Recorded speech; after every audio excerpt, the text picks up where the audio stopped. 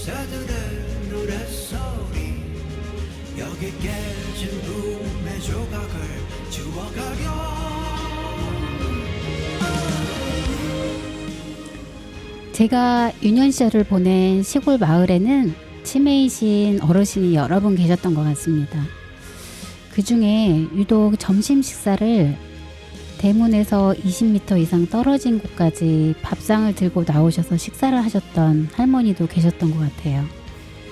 제가 그때 11살 정도 됐던 것 같은데 그 어린 나이에도 그 모습이 낯설거나 이상하게 여겨지기보다는 할머니가 아프시구나 하며 할머니가 식사하시는 모습을 지켜보았던 일이 생각이 납니다.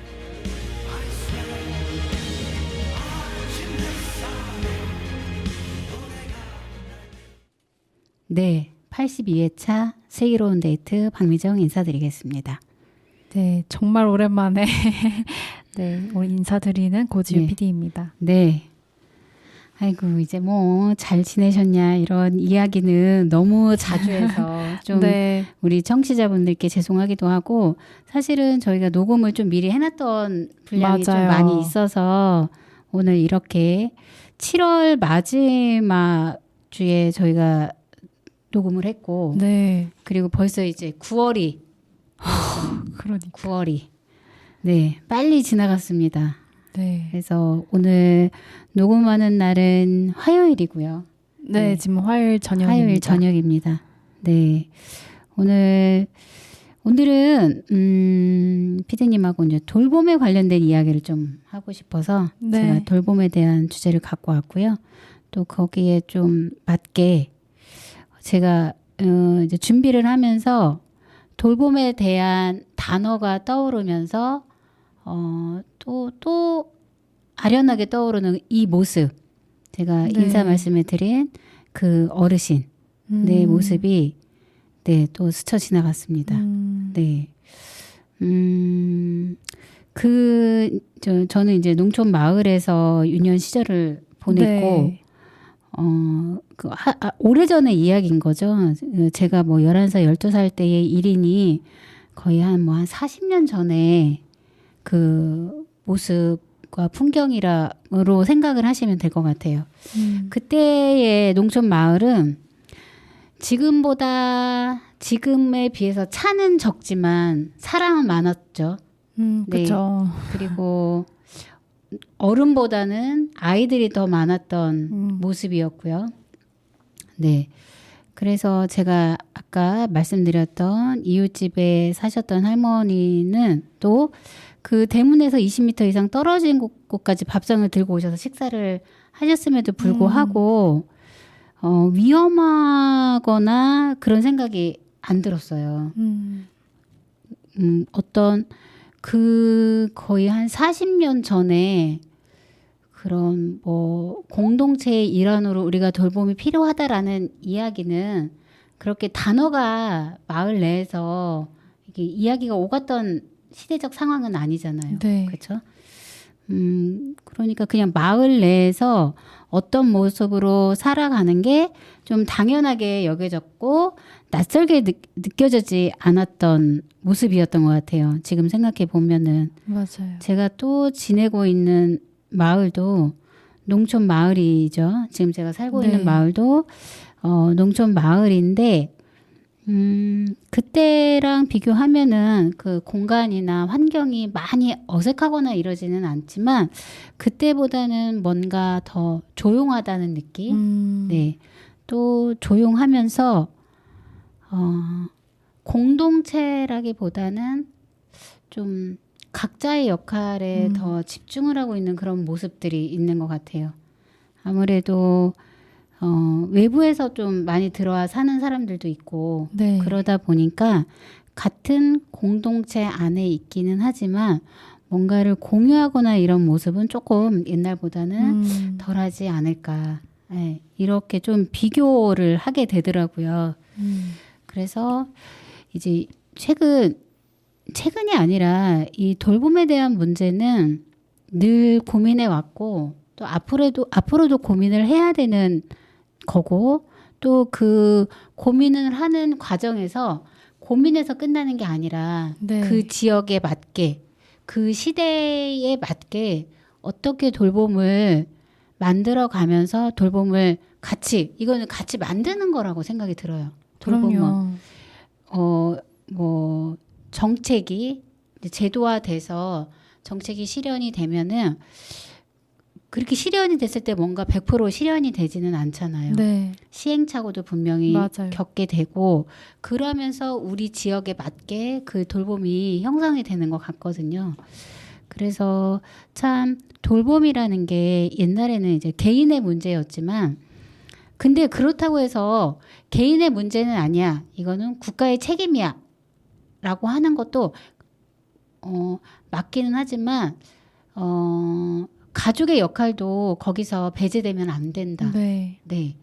가족의 역할이 무엇보다 중요하고 사실 이제 제가 돌봄에 관련된 이야기가 나오면 늘 제가 등장을 해요. 네. 네. 왜냐면 그 전에는 몰랐던 돌봄의 그 보호자의 입장이 돼 네. 보니까 이게 아무래도 더 와닿게 되는 것 같거든요. 그래서 이 돌봄이라는 걸 그러면 이게 너무 뭐 거시적으로 전국으로 이렇게 보기보다는 과연 내가 살고 있는 옥천에서는 어떻게 만들어가는 게 좋을까 이런 생각이 들어요. 우리 PD님은 고향인 제주도에서 네. 도시 생활을 하셨죠. 네. 인구가 가장 많은 행정동에서 행정동에서 살았습니다. 사셨고 네. 그리고 아파트 빌라입니다. 아 빌라 땅값을 물어보려고 했던 건 아니고 아마 그 제주도에서는 그 시골 지역 농촌 네. 지역에서 제주도의 농촌 지역에서 보면은 자녀들과 부모님이 같은 울타리 안에 살고 있기는 하지만 거주 공간은 완전히 분리되어 있다라는 이야기를 많이 들었거든요. 같은 공간에 살지만 거주 공간이 분리되어 있다는 울타리 말이- 안에 살고 있지만 네. 아들 부부는 뭐 이 완체에 살고 있고 아, 할머니나 네. 뭐 이렇게 그 어르신 부부는 뭐 사랑채에 살고 있고 정말 먼 옛날 이야기를 하시는 것 같은데요. 아 그래요? 네, 그러니까 요즘은- 지금도 보면은 그 뭐 TV에서 나오는 거 보면은 네. 그렇게 살고 계신 분들이 많이 계시더라고요. 아직도 네네. 제주도의 농촌 지역에서는 아무래도 그렇게 지내고 계시는 분들이 많이 계시더라고요. 그러니까 같은 울타리에서의 서로 조력자의 역할을 하고 있기는 하지만 주 생활 공간은 완전히 분리되어 있는 거죠. 네. 저는 실제로 그런 생활 방식을 본 적은 없는 것 같아요. 아 그래요. 네. 아무래도 PD님의 그 또 연령대와 네. 또 도시 생활과 시골 생활의 네. 또 차이들이 분명히 있잖아요. 네. 아마 이제 그래서 경험하지 못했던 그런 부분들도 많이 있을 것 같아요. 그렇죠? 네, 또 저는 친할머니, 할아버지가 일찍 돌아가셨어가지고 아. 그런 문화를 음. 접할 기회가 별로 없었네요. 아, 그럼 외할머니, 외할아버지 같은 경우도 그냥 도시에서 그 주택에 살고 계셨는데 네. 뭐 외삼촌이나 외숙모가 그때 같이 사셨던 건 아니죠? 같은 집에 살고 계셨어요. 뭔가 같은 분리되어 집. 있진 않았어요. 아, 그래요? 네, 그러면 이제 그런 문화는 아주 오래 전에 네, 그냥 뭐 많지는 않고 일반적이지는 않고 과거에는 그렇게 살긴 했지만 최근에는 좀 그런 가족 체계라든지 이런 것들이 좀 변화가 있다라는 거네요. 그렇죠? 네. 일단 외할머니, 외할아버지는 강원도에 계셔서 아, 그럼 말을 또, 해야지. 네. 제주도가 아니시잖아요. 아, 죄송해요. 네, 강원도에 계시는 분이기 때문에 네. 저 제주도. 네. 본 적은 없는. 본 적은 없네요. 없고 또 제주도에 그게 익숙한 문화라고 하면은 네. 막 오랫동안 살았던 피디님의 입장에서 네 그런 모습을 많이 봤습니다라고 했을 텐데 이게 또 현지인과 또 그렇지 않은 사람들의 또 이게 갭일 수도 있을 것 같아요. 네. 우리는 이제 들어서 알게 되는 거고 또 우리 피디님은 또 현지에서 살았는데 그런 이야기는 처음 들은 것 같은데요. 네. 그러면 사실 지금 이제 농촌 지역 같은 경우는 대부분 노인들이 많이 남아 있죠. 그쵸. 자식들은 다 이제 도시로 갔거나 네. 또 이제 떨어져 살고 있고 옥천군의 인구 비율, 노인 인구 비율이 몇 %인지 알고 계시죠? 36%요. 36.4% 자료에 있으니까 네. 굉장히 높은 거예요. 그죠? 그러니까 지금 비교해 주신 통계만 봐도 훨씬 네. 높아요. 20% 이상이 이제 초고령 지역이라고 이제 저희가 그렇게 범주하에 포함이 시키는데 지금 전국이 20.72%고 충북이 22.5%고 옥천군은 네. 36.4%예요. 그러니까요. 그러면 60 이상 노인 인구 비율이 36.4%. 굉장히 높은 거죠. 네. 네, 굉장히 높아서 이제 돌봄은 뗄래야 뗄 수가 없어요. 또 36.4%의 높은 비율은 아무래도 아이들이 없다 보니까 이 비율이 높아지는 거고 네. 네. 청소년, 청년 네, 비율이 낮다 보니까 이 비율도 네. 같이 이제 덩달아 올라가는 건데 지금 옥천군의 36.4%, 뭐 40% 얼마 안 남은 거죠, 그렇죠? 네. 거의 코앞인데요. 코앞이에요. 그러면 이 돌봄을 어떻게 만들어 가야 될지, 그러면 이 돌봄을 만들어 가는 과정에 그런 민관, 지역 주민은 어떻게 협업을 하면서 이 과제를 해결해야 될지. 사실 아마 우리 PD님 같은 경우는 돌봄하면은 아마 이렇게 직접적으로 와닿지는 않을 것 같아요. 그냥 좀 막연한 미래에 나에게 찾아올 걱정으로 그쵸. 좀 느끼고 있어요. 아직까지 엄청 큰 걱정은 안 될 네. 거예요. 그냥 그런가? 그러니까 나의 일이라고 좀 이렇게 직면해서 받아들이기 조금 어려울 것 같아요. 그렇죠? 근데 저희 초반 제가 여기 네. 들어오고 네. 초반에 선생님께서 이제 복지관 어르신분들 네. 많이 소개해 주셨잖아요. 네, 그때 네. 주순자 어머님 댁에 제가 한번 놀러 갔었잖아요. 네. 근데 가끔 이런 옥천 안에서의 돌봄 문제가 네. 떠오를 때마다 네. 혼자 살고 계셨거든요. 그래서 그렇죠. 조금 가끔 걱정이 되는 마음도 있고 생각이 나요. 어르신들, 그러니까 그렇게 계시는 분들이 많이 계신 거예요. 그죠? 네. 농촌 지역은 특히나 인구가 적은 반면, 인구가 적기도 하지만 적은 인구에서 혼자 사시는 분들이 굉장히 많으신 네. 거죠. 그러다 보니까 이제 혼자 살아가면서의, 근데 이제 이게 신체적으로 건강하다고 하면은 그게 문제가 안 돼요. 우리 지금 PD님 혼자 살고 있는 독거잖아요. 네. 독거 청년인데 독거 청년으로서의 어려움이 있나요? 많죠. 어떤 걸까요? 일단 지금 냉장고가 고장이 났는데 네. 수리를 지금 몇 달째 미루고 있고요. 누가 미루고 그러니까 있는 혼자 거예요? 사니까 이 시간을 기사님이 방문하신 시간을 맞추는 것도 어려운 것 같고 집에 누가 있으면은 부탁을 할 수 있을 텐데 그것도 어려운 것 같고 네. 또 이제 막 혼자 산 지 1년이 지났으니까 네. 뭐 청소라던가 이것저것 뭐 못해가지고 고지서 뭐 돈 나가는 것까지 어려운 게 아직은 많은 것 같아요. 그렇죠. 부모님의 그늘 아래, 네. 네, 둥지 안에 있다가 둥지를 벗어나서 또 타 지역에서 이렇게 또 살아가는 거.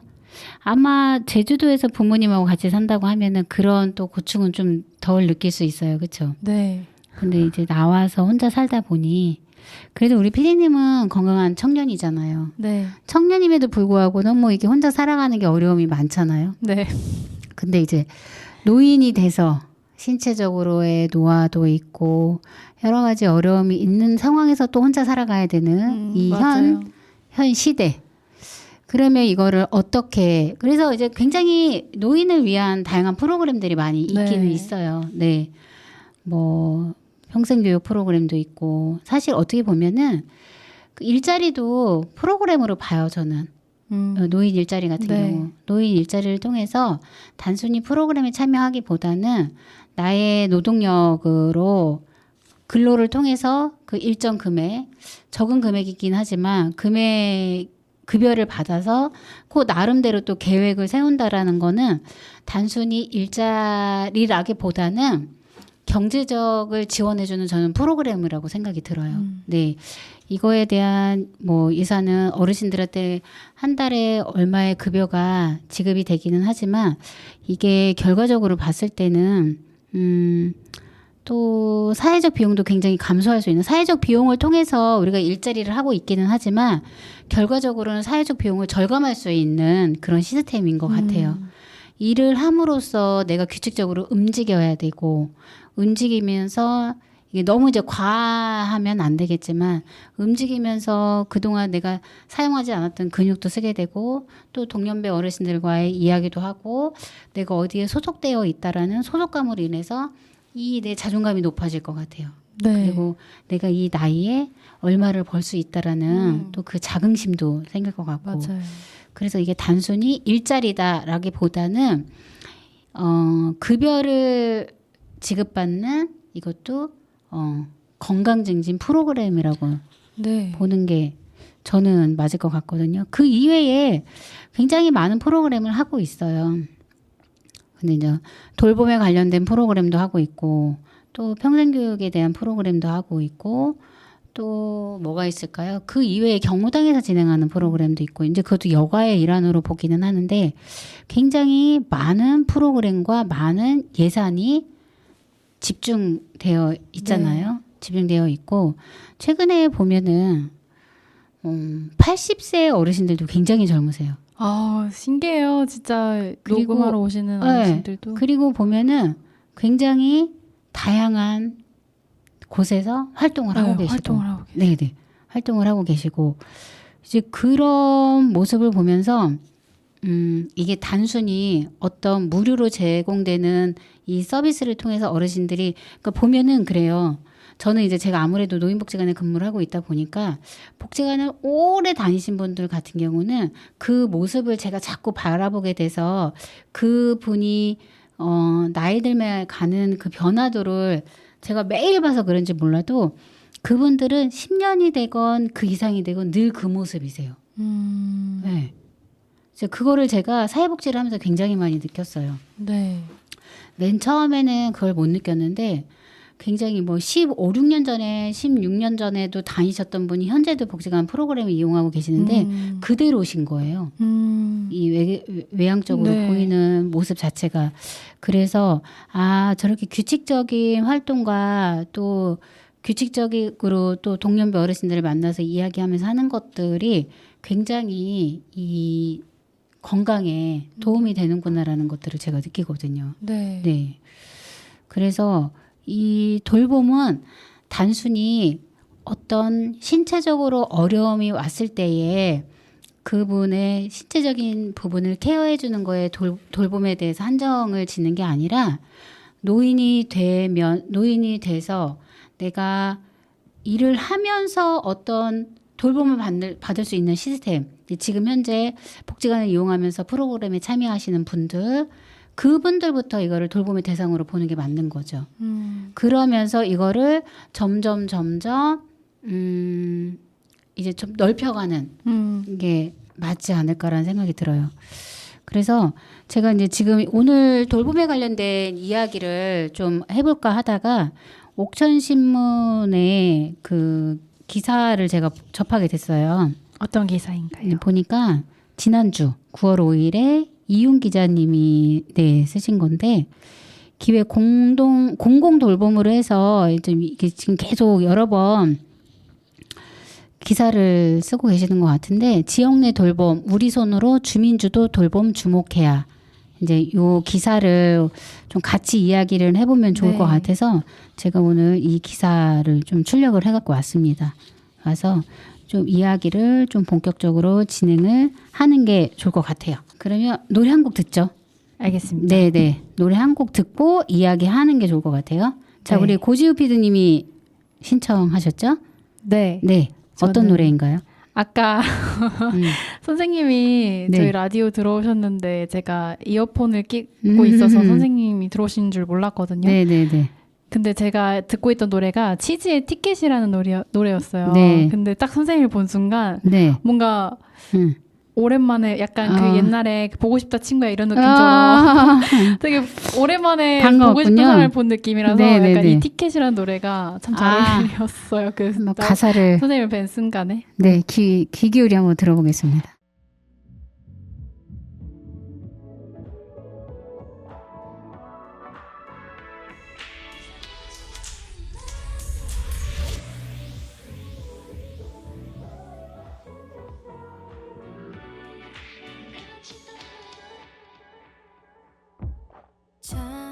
묵묵히 쌓인 베개 위로 넘어지곤 일어나기가 싫어.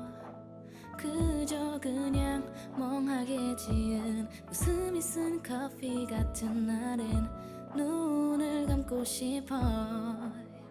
숨을 크게 쉬고 어깨를 펴봐도 발걸음은 왜 더 무겁기만 한지. 시간을 일부러 잃어버리고 떠나봐도 괜찮을 것 같아. 같이 있고 싶은 그대와 온종일 물러가는데도 이상하지 않은 날 기분 나버리고 I want you to stay with me. 나랑 같이 떠나요. 끝났구나. 1절만. 네. 네네네. 막 뭔가가 한참 이렇게 좀 이렇게 심취하려고 하는데 뭐가 음악이 딱 끊겨갖고 끝까지 들을 걸 뭐지? 그랬나요? 아니요. 1절만 하기로 우리 약속했죠. 네. 치즈의 티켓이었습니다. 네. 저도 또 처음 들어보는 노래네요. 네. 자, 우리 또 PD님이 저를 생각하면서 네, 치즈의 티켓이라는 노래를 선곡해서 듣고 왔고요. 네. 자, 우리 이제 돌봄이라는 주제로 좀 이야기를 해보려고 하는데 26년 내년 3월에 지역 통합 돌봄이 이제 시작이 돼요. 네. 네, 전국은 이제 시행이 되는데 의료와 요양이 이제 통합이 되는 거죠. 통합이 돼서 아무래도 의료, 요양, 이제 병원에 계셨던 분들이 퇴원을 하고 왔을 때 네. 사실 그때가 가장 보호자 입장에서 굉장히 절망적이에요. 왜요? 왜냐하면 요즘에 같이 살고 있지 않잖아요. 아. 다 핵가족화로 다 떨어져 있잖아요. 떨어져 있는데 이제 어르신들 같은 경우는 좀 몸이 편찮으셔서 병원에 입원하시고 하면은 근력이라든지 이런 부분들이 굉장히 소실이 많이 돼요. 그러다 보니까 누군가가 돌봄이 필요한데 돌봄을 그 잠깐만이라도 해줄 수 있는 가족 체계가 사실은 어려워요.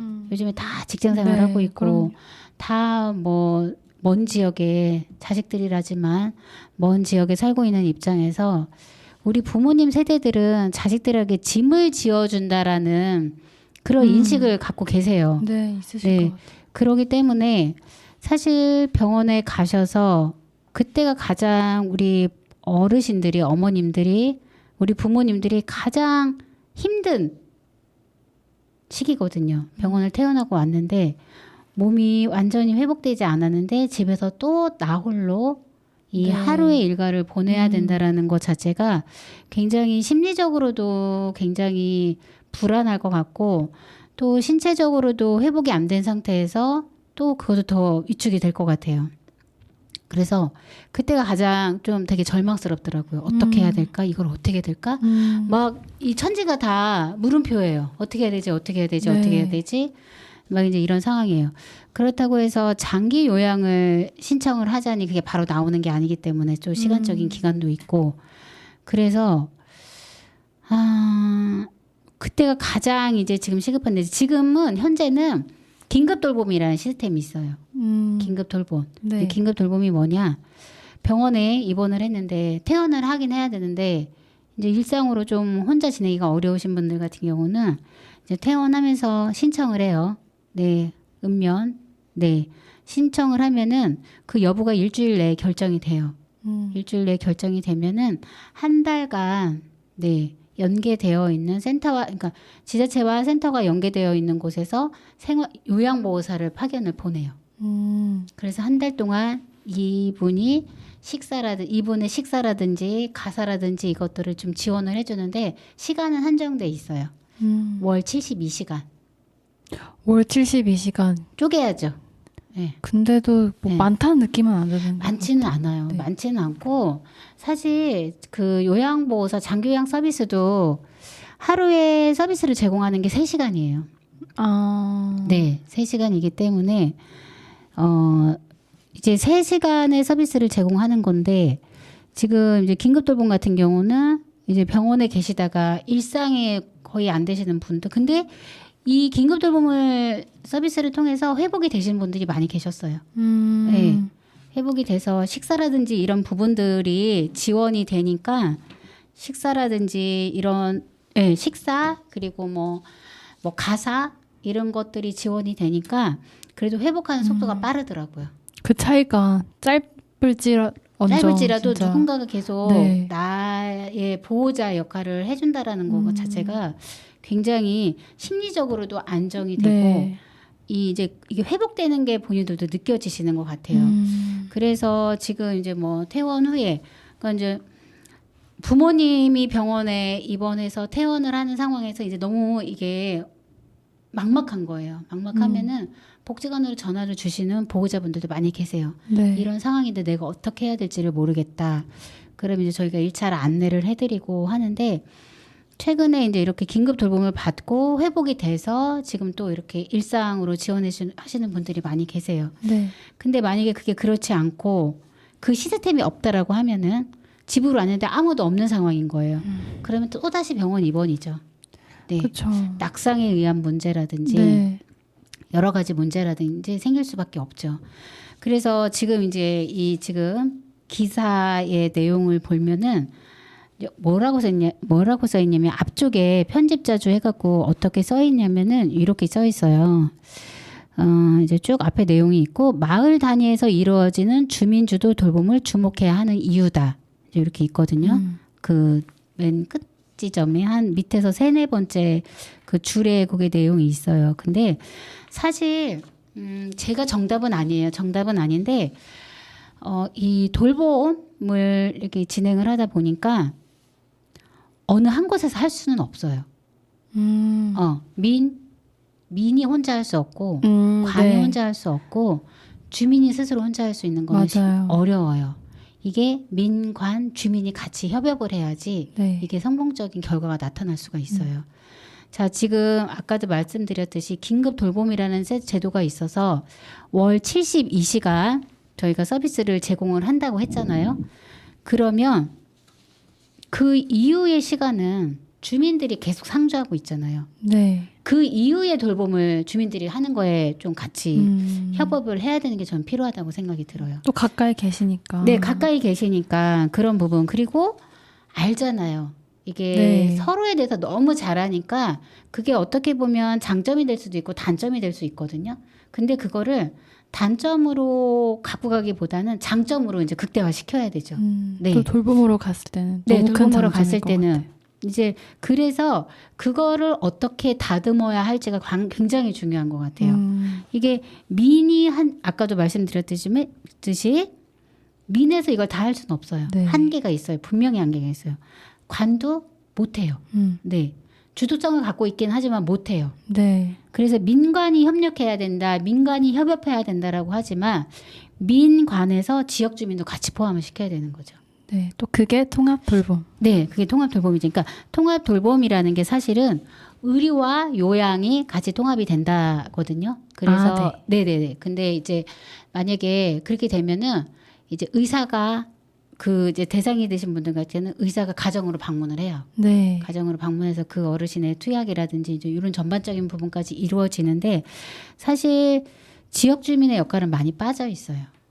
아, 지금 설계된 통합 지금 보면 돌봄에서는 이제 민관에 거기에 이제 그 대상이 네. 있는 건데 사실 지금 여기 지금 옥천신문의 이제 기사 내용도 보면은 분명히 그 행정에서 제공되는 복지 서비스는 필연적으로 사각지대가 발생할 수밖에 없어요. 사각지대가 발생을 안 할 수는 없죠. 네. 그러면 그 사각지대를 최소화하기 위해서 돌봄의 그 범주들이 좀 넓게 퍼져 있어야 된다는 거죠. 그래서 민에서 관에서도 지금 돌봄을 하고 있는데 그럼 지역 주민들은 우리가 어떻게 이분들을 활용을 할 건지에 대해서 이게 좀 굉장히 고민이 필요할 것 같아요. 그러니까 3년도 사업으로 주민이 주민을 돌보는 그 노노케어 말고 지역 주민이 주민을 돌보는 그 돌봄 사업을 저희 복지관에서 했었어요. 아, 네. 네, 그 사업비를 받아서 이제 그래서 어느 특정 마을을 선정을 해서 이제 그 마을 대상의 어르신들이 그 마을에 있는 계신 분들이 서비스를 이제 돌봄을 제공하는 시스템으로 이렇게 됐는데 사실 어쨌든 뭔가를 시작할 때는 뭔가 새로운 일을 시작을 할 때는 당연히 부작용도 있고 가는 과정에서 정말 필연적으로 이게 과정이 복잡할 수밖에 없어요. 네. 근데 그 가는 과정의 복잡한 과정을 어떻게 정리해 가면서 어떻게 이걸 우리 거로 만드냐가 더 중요한 것 같아요. 네. 그러면 그러니까 마을 내에서 돌봄을 제공한다라고 했잖아요. 네. 그러면 이제 그 마을 주민을 돌보는 거거든요. 네. 주민을 돌보는 건데 그렇다고 하면은 그 제공자 입장에서 어떤 마인드를 갖고 있어야 되는지 복지에 대한 마인드가 분명히 필요하거든요. 네. 이거는 그냥 이웃사촌의 마인드보다는 복지에 대한 마인드 플러스 이웃사촌에 대한 마인드가 같이 공존해야 될 것 같아요. 네. 네. 또 돌봄이 네. 사실 가족도 서로 이렇게 맞아요. 돌본다는 게 쉬운 일이 아니잖아요. 네. 그래서 네. 돌봄을 받는 사람의 입장에서는 이제 본인들이 약자이고, 네. 그 수혜자와 제공자의 입장에서 봤을 때 약자와 뭐 강자라고 표현하기는 그렇겠지만 제공자와 수혜자라고 구분을 했을 때 수혜자의 입장에서는 이게 좀 입장이 다르거든요. 네, 입장이 다르거든요. 그래서 그걸 어떻게 조절할지도 굉장히 중요한 거고, 네, 같은 마을에 있기 때문에 수혜자와 제공자의 중간 지켜야 할 선이 있는데 그게 무너져 버리면 굉장히 위험한 상황까지 발생이 된다라는 거죠. 네. 오랜 기간 함께 있기 때문에 이 말로 인해서 상처가 될 수도 있고 또 나는 그런 의도로 이야기한 게 아닌데 또 그런 의도로 해석이 되는 경우도 있고 그래서 마을 주민이 그러니까 마을 내에서 그러니까 마을 주민이라고 해서 그 딱 한 그 자연불악의 마을은 아니고 인근 지역의 마을이긴 하지만 정말 그 사회복지에 대한 기본 윤리라든지 철학이라든지 이런 부분들은 굉장히 강조돼야 될 것 같아요. 네. 네. 사실 이게 비밀 보장의 원칙에 의해서 이게 사실 비밀 보장이라는 게 굉장히 쉬우면서도 어려운 거거든요. 네. 이게 내가 저 사람에 대해서 너무 잘 알고 있기 때문에 그거를 비밀 보장의 원칙에 위배된다고 생각을 안 해요. 네. 경계가 너무 모호한 네. 거죠. 모호하기 때문에 이게 큰 과제인 것 같아요. 이게 큰 과제인 것 같아요. 그러니까 굉장히 마을 단위에서 이루어지는 주민주도 돌봄이 필요하고 또 그렇게 진행이 되는 곳이 있더라고요. 지금 보니까 기사 내용을 보니까 부강에는 자체적으로 그 주민 역량 강화 프로그램을 통해서 42명의 요양보호사들을 양성을 했대요. 네. 그래서 거기에서 뭐 5천만 원 지원, 3년간 최대 5천만 원 지원을 받아서 시설장을 포함해 조리사, 운전원, 간호조무사, 사회복지사, 요양보호사를 채용했다. 그래서 지역 돌봄 문제를 지역 주민의 손으로 해결하자는 취지에 맞게 채용 과정에서는 부강면에 거주하는 인력에 가산점을 부여했다. 현재 주간 보호 서비스 이용자 수는 20명, 방문 요양은 10명 정도다. 이렇게 지금 운영이 되고 있는 것 같아요. 그러니까 이렇게 성공 사례들을 저희가 이제 저희 지역으로 가져오면서 그럼 우리 지역에서는 이걸 어떻게 해결해 갈지 분명히 문제는 생기게 마련이거든요. 생기게 마련이기 때문에 그런 돌봄을 사실 이제 이게 뭐 여러 가지 돌봄이 제도화되면서 변화되고 해갖고 이제 지금 2026년 3월부터 시행되는 지역 통합 돌봄이 이제 시작이 되는 건데, 다 획일적이지는 않아요. 지역마다 어떻게 갈지, 네. 옥천구는 어떻게 갈지 이제 그 모습이 굉장히 다른데, 우리 옥천 지역은 어떤 형식으로 갈지 좀 이게 가장 이슈가 되는 지점이기도 하고요. 또 이게 따로 놓고 볼 것이 아니라 같이 봐야 돼요. 협업의 필요성이 중요해요. 각자의 역할. 그러니까 예전에는 복지관에서 뭐든지 다 해야 된다고 생각을 했어요. 네. 근데 이제 지금은 아니에요.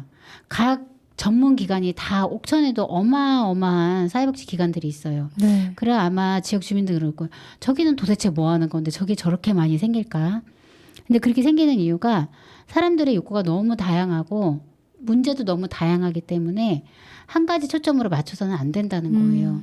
나의 마음이 아픈 부분은 또 각 기관에서 그거를 좀 담당해서 전문적으로 개입을 하는 거고 또 아동에 관련된 건 또 아동 전문 기관에서 개입을 하는 게 맞는 거고 또 장애인 관련돼서는 장애인 그 전문 기관에서 하는 게 맞고 또 장애인도 15가지 유형이 한 번에 뭉쳐지기보다는 각 장애 유형에 맞게 그분들의 특성에 맞게 네, 좀 그거를 그려 나가는 게 맞기 때문에 네. 지금 보면은 많은 사회복지 기관들도 생겼거든요. 네. 네. 많은 사회복지 기관들이 동일한 역할을 하고 있는 게 아니라 다양한 역할, 다양한 사람들의 욕구를 반영해서 다 욕구를 반영한 사업을 지금 진행을 하고 있어요. 그렇기 때문에 이 돌봄도 각자의 영역에서 따로 하기보다는 협업을 통해서 그럼 이거 어떻게 가져갈까? 그래서 의료와 요양이 만난 게 지역 통합 돌봄이거든요. 네. 병원 따로 요양 따로 가다 보니까 이게 너무 이게 단절되어 있는 거예요. 그러다 보니까 의료에서 퇴원을 앞둔 분 같은 경우는 그럼 이거 어떻게 우리가 고민을 해서 이분한테 서비스를 지원할까 고민하면서 요양에 대한 계획, 의료에 대한 계획이 들어가면서 거기에 맞게 돌봄이 제공이 되는 거죠. 이해됐죠? 네. 네.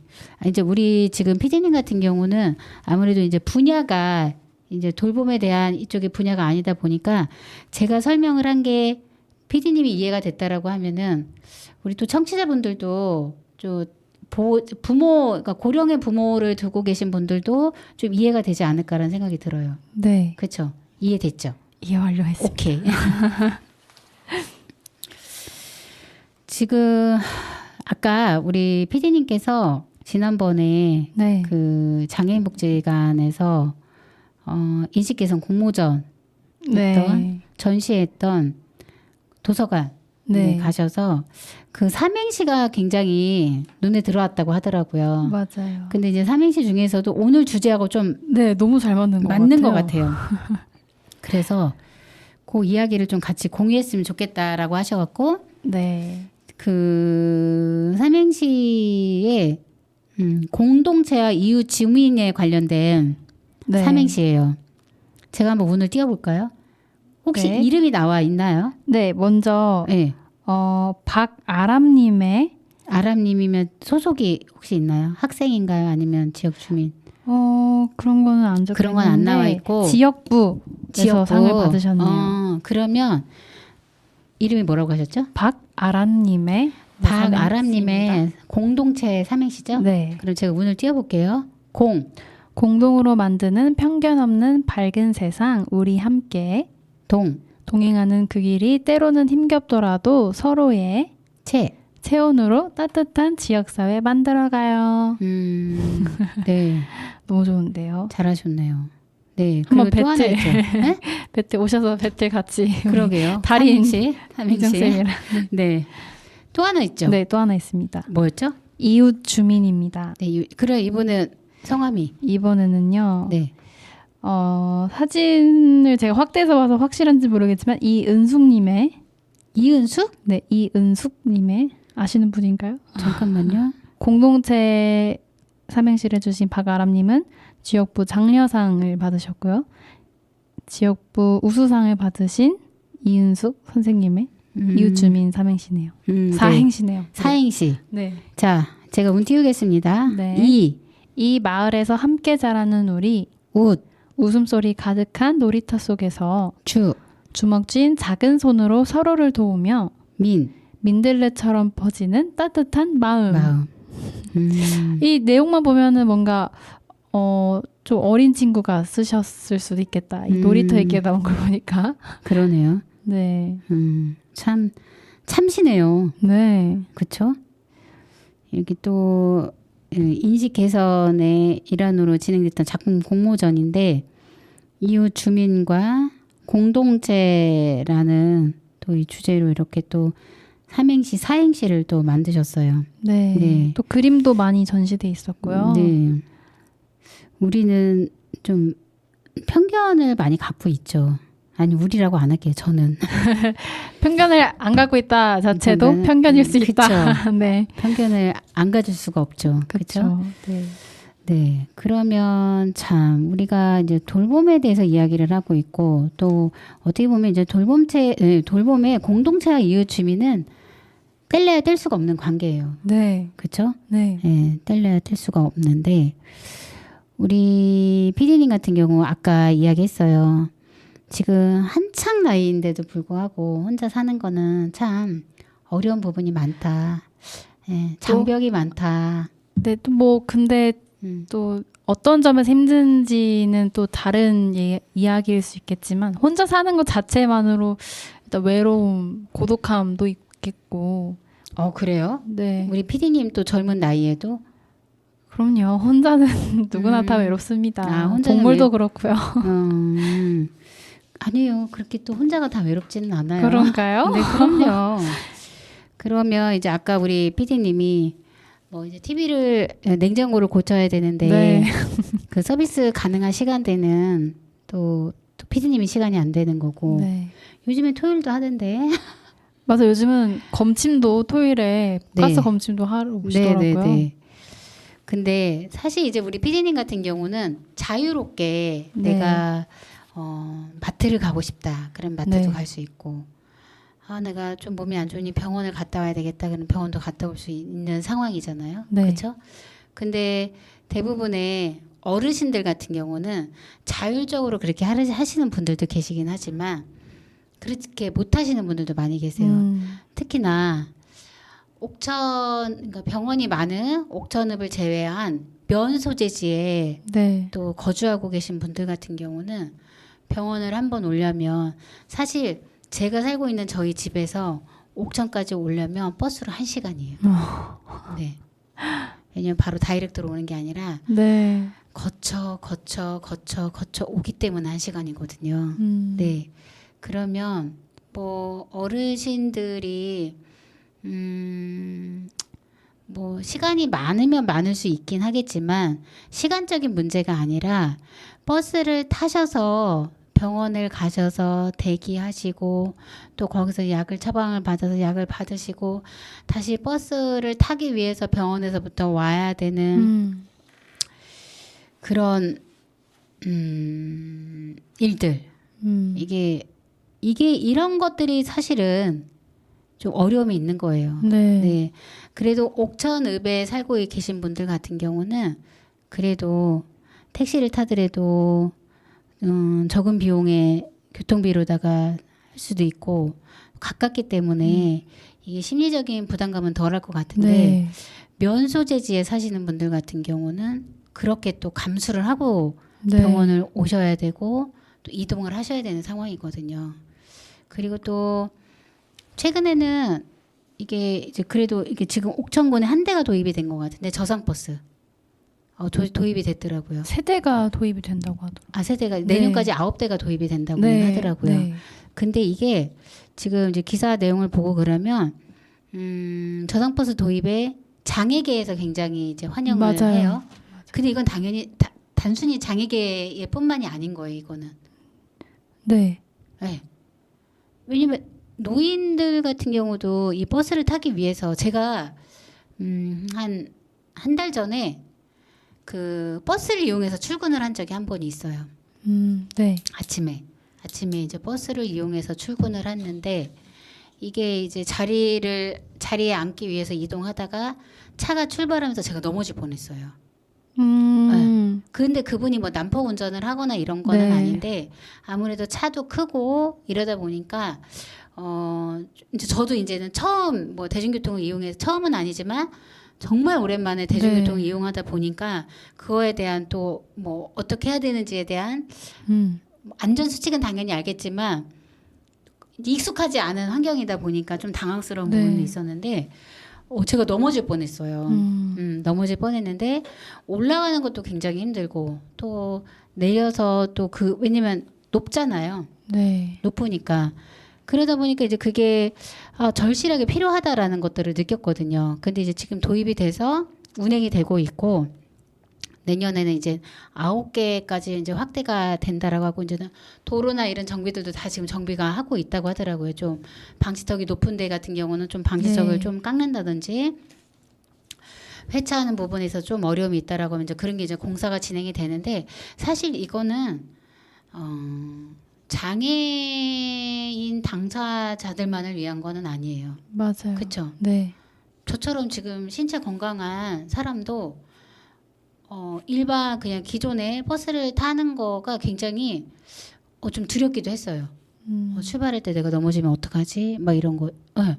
근데 이제 저상버스는 아무래도 오르고 내리는 게 이게 높낮이가 그렇게 차이가 네. 많이 나지 않다 보니까 그거에 대한 편안함도 있고 또 아무래도 도로와 이 차 간의 높이가 높으면 장애물이 그래도 덜하다는 생각에 차 속도를 많이 낼 수 있지만 이렇게 높낮이가 낮은 데서는 빨리 달릴 수가 없거든요. 네. 그러다 보니까 아무래도 속도라든지 이런 부분에 있어서는 그 주행 속도를 정속으로 다니고 이러다 보면은 안전에도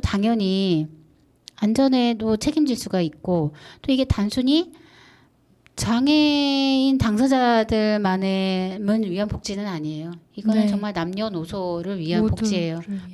누구를 위한 복지예요. 왜냐면 이거는 도시도 중요하지만 시골에 먼저 도입이 돼야 되는 게 맞아요.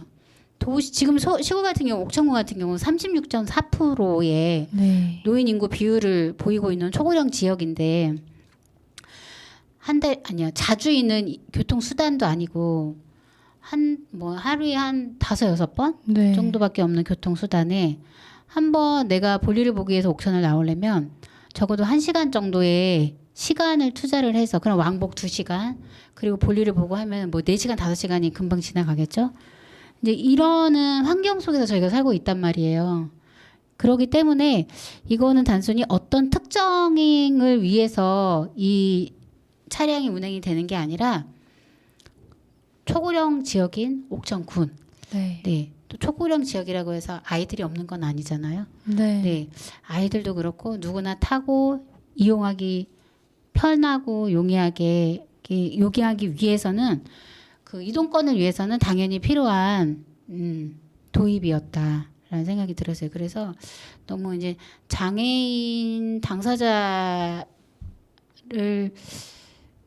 이제 그게 이렇게 네. 신문에 이렇게 기사가 됐더라고요. 그래서 이게 누가 보면은 어느 누구는 또 특정을 위한 이게 제도라고 또 생각이 들 수도 있거든요. 그래서 버스를 많이 이용하는 분들에게 누구나에게 다 이거는 절대적으로 필요한 네. 제도가 지금 도입이 됐다라는 취지로 접근을 하는 게 좋을 것 같아요. 네. 네. 오늘 저희가 돌봄에 대한 이야기를 했어요. 돌봄에 대한 이야기를 했는데 지금 이제 내년부터 시행되는 지역 통합 돌봄에 대해서 우리 PD님은 좀 이렇게 들은 바가 있나요? 오늘 말고 통합 돌봄에 대해서요. 네네네. 오늘 해주신 핵심 내용처럼 네. 민관뿐만 아니라 네. 지역 공동체와 같이 이렇게 돌볼 수 있는 체계가 일단 만들어져야 되고 네. 또 이어서 소개해주신 저상버스 얘기처럼 네. 그 교통권이라는 건 진짜 기본권이잖아요. 네, 네, 네. 이동권이라는 게 그 다른 기사를 봐도 이 교통 문제 때문에 병원에 가야 되는 상황인데도 미루고 미뤄서 포기를 이제 병원 가는 걸 포기하시는 분들도 계셔서 네. 너무 멀리 갈 필요도 없이 맞아요. 가장 기본적인 것들이 먼저 좀 해결이 돼야 될 이것도 것 같고. 돌봄인 거죠. 네. 네. 이것도 돌봄으로 저희가 봐야 되는 거예요. 지역 주민의 돌봄을 어떻게 할 것인가. 네. 네. 그러니까 사실 이제 옥천에도 노인 맞춤 돌봄 서비스라는 게 있어요. 이제 이거는 뭐냐면 우리 이제 어르신들이 장기 요양 등급이 가기 전에 잔존 기능을 최대한 활용할 수 있도록 지역사회에서 잘 살아갈 수 있도록 좀 이렇게 지원하는 그런 사업이거든요. 그리고 또 거기에 안보확인이 좀 당연히 포함이 되죠. 이제 고독사가 문제가 되다 보니까 사회 문제가 되다 보니까 어르신들의 안부라든지 네. 또 요즘 같은 경우는 너무 폭염이 오래 갔잖아요. 굉장히 심했잖아요. 네. 그러니까 그로 인해서 또 폭염으로 인한 사건이 발생이 되는 네. 경우들도 있고 그래서 그에 따른 안보 확인이라든지 안보 확인에 따른 또 뭐 지원이라든지 이제 다양한 또 복지 정책이 있어요. 네. 복지 정책이 있는데 어느 현장이나 애로사항은 있죠. 애로사항은 있는데 사실 이제 그 안보 확인하는 과정에서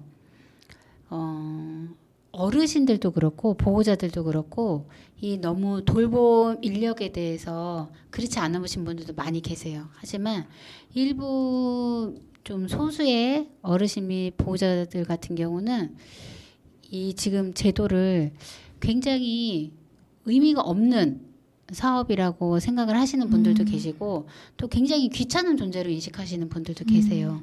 근데 사실 이게 돌봄의 1단계거든요. 네. 네, 2단계로 보는 게 좋을 것 같아요. 왜냐하면 1단계는 내가 스스로 프로그램을 참여하면서 내 스스로가 뭔가를 찾아가야 되는 게 이제 1단계라고 하면 네. 2단계는 내가 건강할 때 더 건강할 수 있도록 활동하고 교육을 받고 그로 인해서 이 이웃과의 관계 또 여러 가지 관계 정보 이렇게 무더울 때 이제 이런 생각을 많이 하는 거. 옛날에는 이거보다 더 더웠는데도 내가 밭에서 일을 다 했어.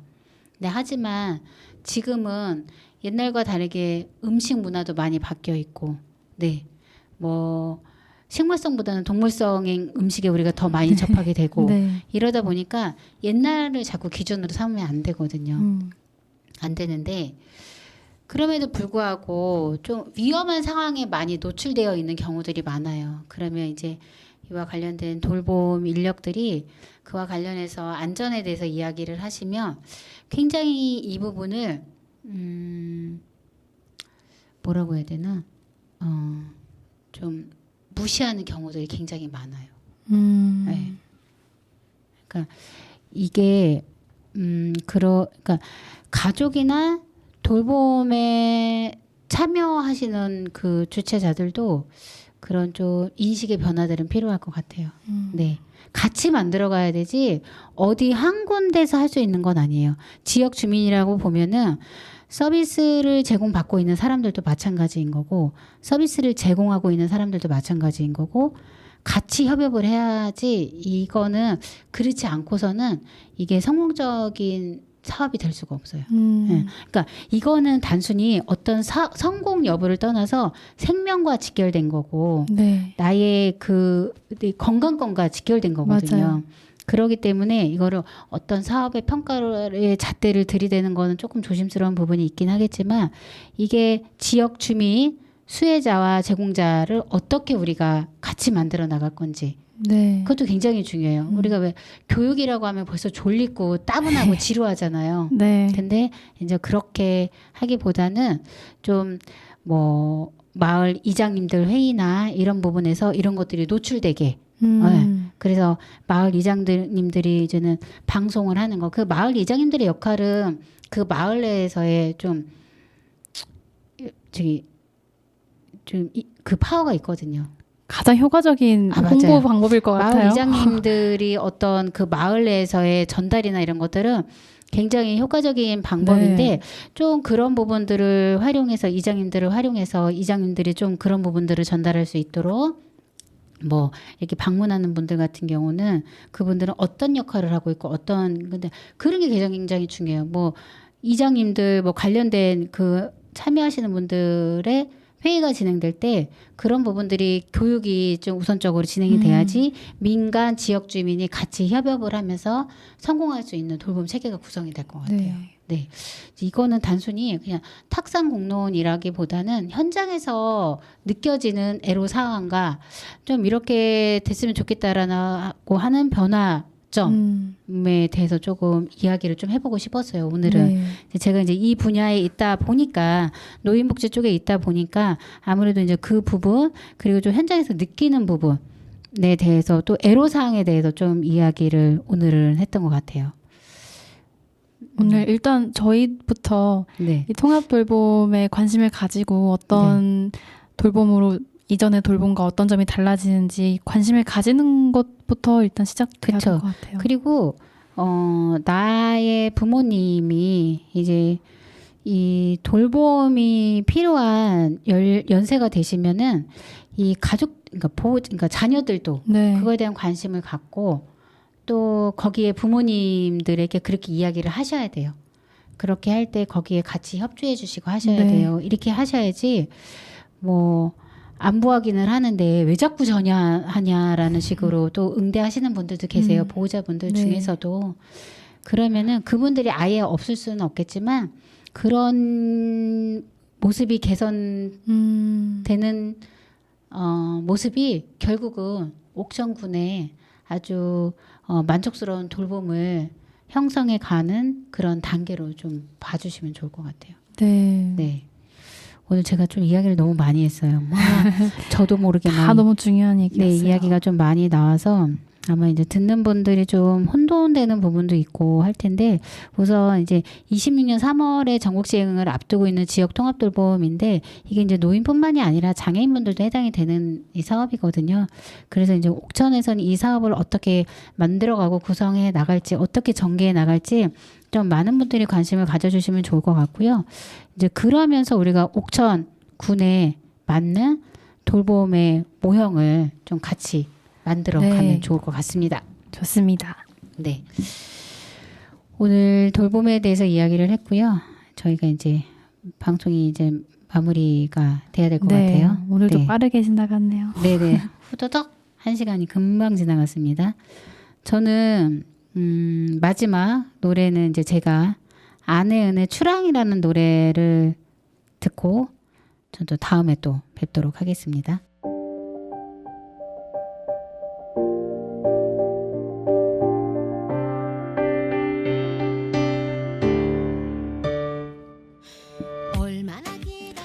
무더웠던 길고 긴 여름이 지나 아침 저녁으로 쌀쌀한 날씨입니다. 어제부터 내린 비는 가을을 재촉하는 비로 수확을 앞둔 농부에게는 그닥 반갑지 않겠지만 극심한 가뭄으로 큰 피해를 본 강원 강릉 지역 주민에게는 무엇보다 반가운 비일 것입니다. 돈을 물 쓰듯 하다 라는 말이 있죠. 물이라는 흔한 자원을 쓰듯이 라는 의미로 돈을 헤프게 쓰는 사람을 가리키는 말입니다. 옛말이 되어버린 물 쓰듯 하다. 자원의 돌봄은 우리의 몫입니다.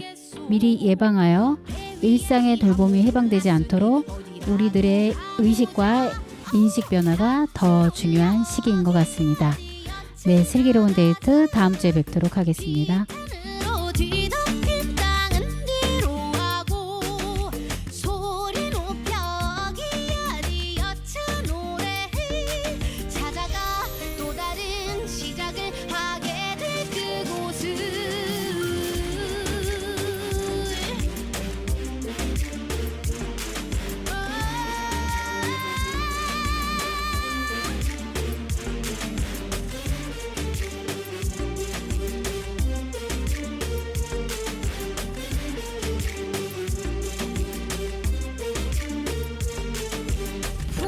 희망을 안았어도 어찌 안온하겠소. 어쨌거나 돛을 펼쳤으니 어디로든 떠